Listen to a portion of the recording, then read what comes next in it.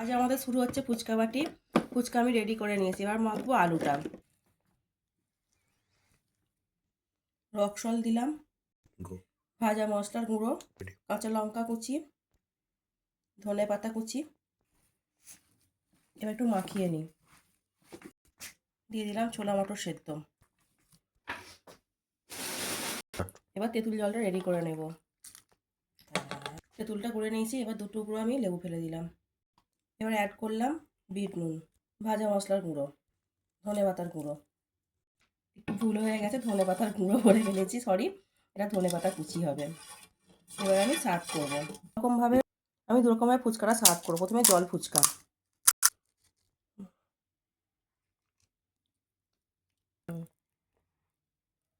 দেখাচ্ছি। আমি দুরকম ফুচকা সার্ভ করে দিয়েছি।